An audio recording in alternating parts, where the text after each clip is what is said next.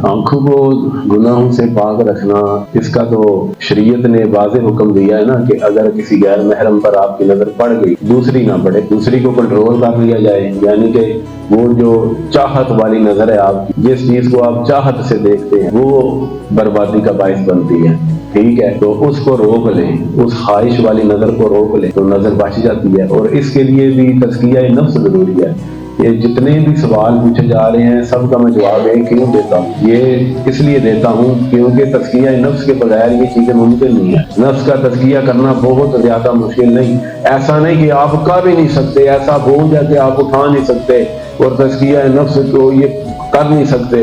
जनाब अली आंखों के हवाले से मुझे इमाम बाकर की एक बात याद आ गई, और ऐसी मुबारक ये शख्सियत है, आंखों के हवाले से बात याद आ गई। ये ऐसी पाकीज़ा हस्ती हैं कि इनका मुकाम मर्तबा अल्लाह के यहाँ क्या है। इमाम बाकर का मर्तबा अल्लाह के यहाँ क्या है।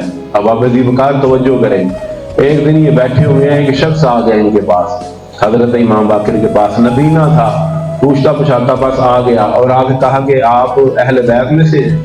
आपने फरमाया कोई शक है, हम अहले बैत में से हैं। फरमाया आप इमाम ज़ैनुल आबिदीन के बेटे हैं। फरमाया कोई शक है, मैं मोहम्मद बाकर हूँ और मैं इमाम ज़ैनुल आबिदीन का बेटा हूँ और मैं हुसैन का पोता हूँ, मैं हुसैन का पोता हूँ, तो कोई शक है इसमें? उसने कहा शक कोई नहीं, अगर आप वाकई इमाम बाकर हैं तो हाथ उठाएं हाँ और कहें या अल्लाह इसे आंखें दे दे। अब इन्होंने कहा कि तू नसब का, पहले तूने नसब हमारा हमें याद करवाया जो कि हम बोलते नहीं, और फिर तू अपनी मुराद पर आ गया। तू पहले ही आकर कहता है कि अगर आप इमाम बाकर हैं तो दुआ फरमाएं, तो हम करीम है वैसे ही दुआ फरमा देंगे। तो फिर भी उन्होंने कहा कि कोई बात नहीं, मैं हाथ उठाता हूँ। और आपने दुआ की, ए अल्लाह ये बंदा आया है और हमारे नस्ब पर बात करता है, तो हमारे नस्ब की बरकत से इसे आंखें अता फरमा दे।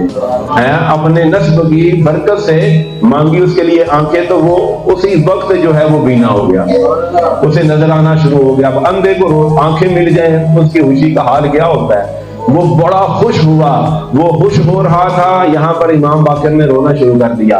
उसने कहा हुजूर आपकी अजमत अल्लाह की बारगाह में इतनी है, ये तो लोगों को पता चल गया, मैं चलती फिरती करामत हूँ आपकी, जहां जाऊंगा बताऊंगा ये आंखें इमाम बाकर की बरकत से अल्लाह ने मुझे दी हैं।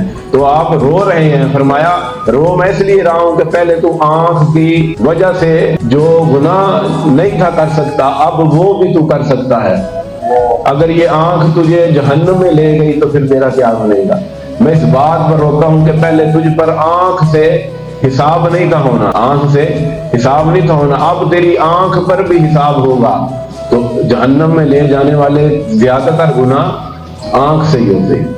और एक हदीस शरीफ में अल्लाह जिसे आंख की बीमारी से आजमाए, यानी जिसकी आंखें ले ले और वो उस पर सब्र करे तो अल्लाह उसे जन्नत अता फरमाए। तो आंख की हिफाजत बड़ी जरूरी है। और अहले बैत का मुकाम मर्तबा ये है कि दुआ के लिए हाथ उठाएं तो रब नबीनों को बिनाई अता फरमा दे।